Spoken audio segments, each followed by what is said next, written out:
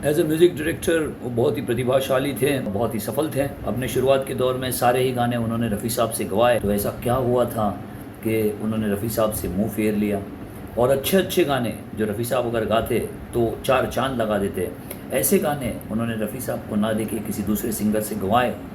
और उसके बाद में फिर से एक बार वो रफ़ी साहब के पास चले गए। कौन थे वो music director? Hi friends, welcome to half ticket music. Your host Milind आपके वेलकम्स यू।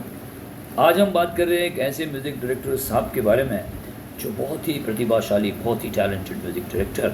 अपनी पहली ही फिल्म फुटपाथ जो 1953 में आई थी, शामे गम की कसम आज गमगीन हैं हम, और इन साहब का नाम था मोहम्मद ज़हीर खयाम, यानी कि अपने खयाम साहब। फुटपाथ के बाद में उनकी 2-3 फिल्में आई थी। एक फिल्म थी गुलबहार करके जिसमें तलत साहब ने ज़्यादातर गाने गाए थे। फिर एक लाला रुख नाम की एक फ़िल्म आई थी जिसमें तलत साहब ने खुद एक्टिंग की थी और उन्होंने खुद ने गाने गाए थे।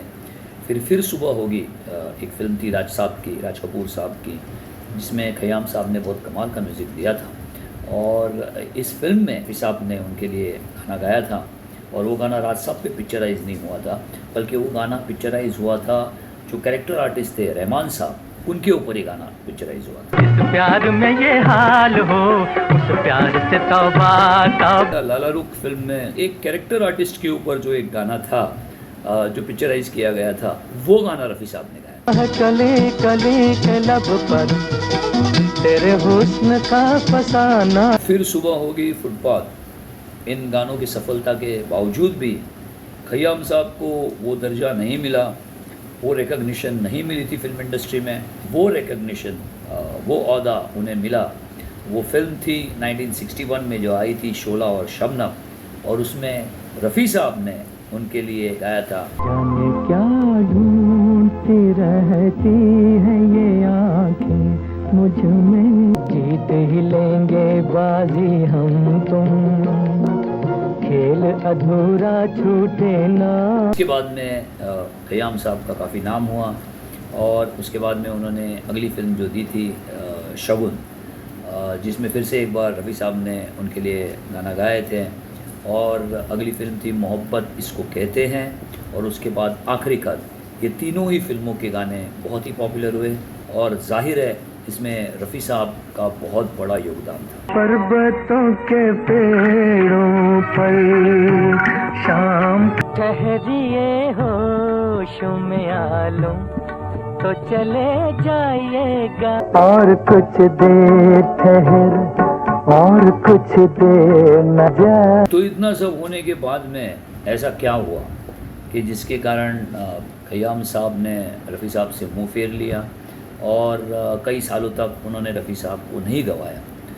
तो इसका माजरा ये था कि कुछ मिड 60s के बाद में 67-68 के इर्द गिर्द में खयाम साहब ने रफ़ी साहब को ये कहा था कि वो खयाम नाइट्स करने वाले हैं।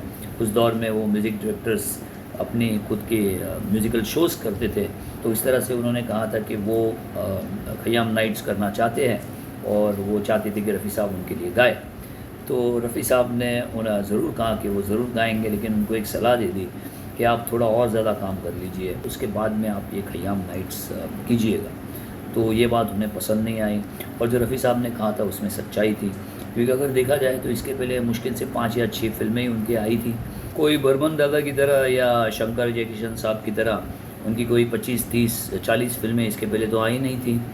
तो ये बात बिल्कुल सही थी जो रफ़ी साहब ने कही थी, लेकिन खयाम साहब को ये पसंद नहीं आया और इसके कारण ये हुआ कि खयाम साहब ने इसके बाद में कई अरसे तक अपनी बहुत सारी आगे की फ़िल्मों में उन्होंने रफ़ी साहब को गाना नहीं गवाया। इसके बाद की उनकी 2 फिल्में इसका म्यूज़िक बिल्कुल चला नहीं, वो थी मुट्ठी भर चावल और संकल्प।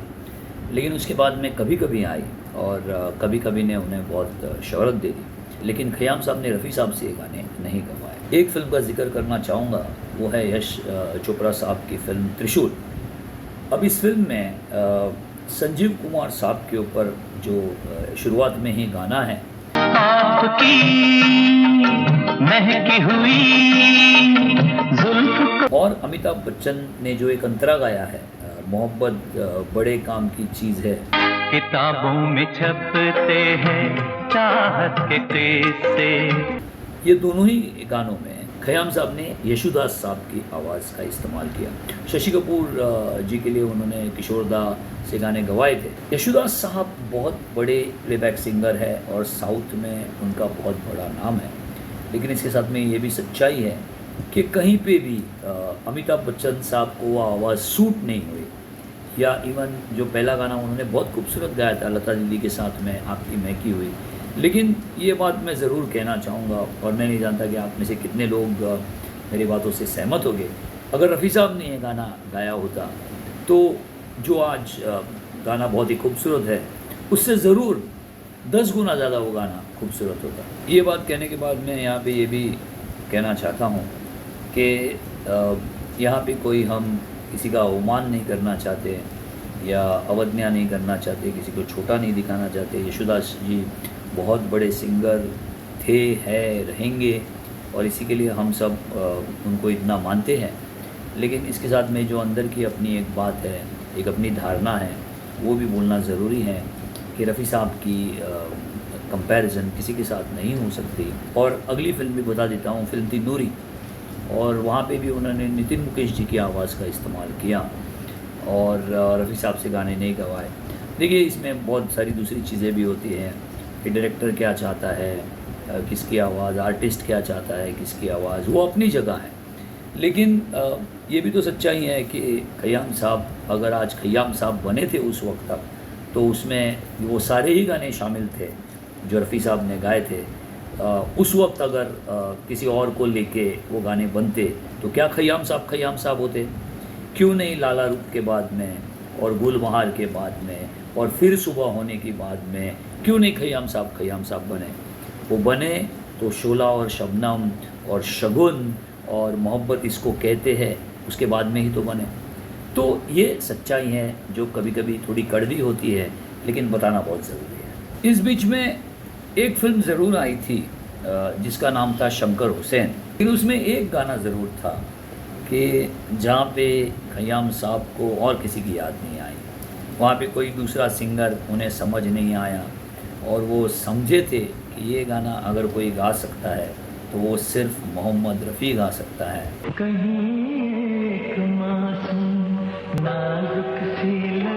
खयाम साहब फिर से एक बार रफ़ी साहब के पास आ गए और रफ़ी साहब ने वैसे ही गाने गाए खयाम साहब के साथ में जैसे कि कुछ हुआ ही नहीं था।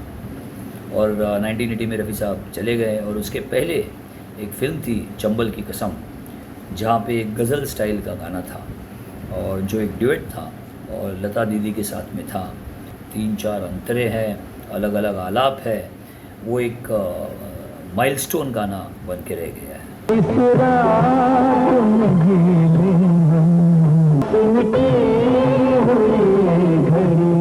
एक बात बताना चाहूँगा कि रफ़ी साहब के गुज़रने के बाद में 1980 के बाद में खयाम साहब ने राजेश खन्ना साहब की 3 फिल्में की, थोड़ी सी बेवफाई, दर्द और दिल नादान। और जाहिर है राजेश खन्ना साहब हीरो थे तो किशोर दा ने उनके लिए गाने गाए थे और कमाल के गाने थे, बहुत ही खूबसूरत गाने। लेकिन अगर ये 3 फिल्में अगर आपने छोड़ दी तो जितनी भी आगे की फिल्में हैं उसमें आप देखेंगे कि फ़ीमेल प्लेबैक सिंगिंग ही ज़्यादा ज़ोर था। फिर चाहे वो रज़िया सुल्तान ही क्यों ना हो या उमराव जान ही क्यों ना हो या बाज़ार ही क्यों ना हो, लता दीदी और आशा ताई के ऊपर बेस करके उन्होंने सारे गाने दिए थे। मेल प्लेबैक सिंगिंग में कोई इक्का दुक्का गाना चला होगा, वो सारे जो ड्यूएट्स थे या सोलोस थे वो कभी खयाम साहब कर नहीं पाए रफ़ी साहब के जाने के बाद। तो इस कदर खयाम साहब नाराज़ हुए थे रफ़ी साहब से और फिर से एक बार वो रफ़ी साहब के पास आ गए। अगले एपिसोड में मैं और एक म्यूज़िक डायरेक्टर डीओ के बारे में बात करूँगा जिन्होंने भी लगभग कुछ ऐसे ही किया था, रफ़ी साहब से कुछ किनारा कर लिया था और फिर घूम फिर के रफ़ी साहब के पास आए थे। तो गाइस बस ऐसे ही देखते रहिए और अगर आपको पसंद आता है तो इसके ऊपर ज़रूर कमेंट कीजिएगा, क्या वो सारे गाने रफ़ी साहब गाते तो और भी बेहतर होते। तो बस देखते रहिएगा half ticket music and your host Milind आपकी signs off. Thank you very much and take care.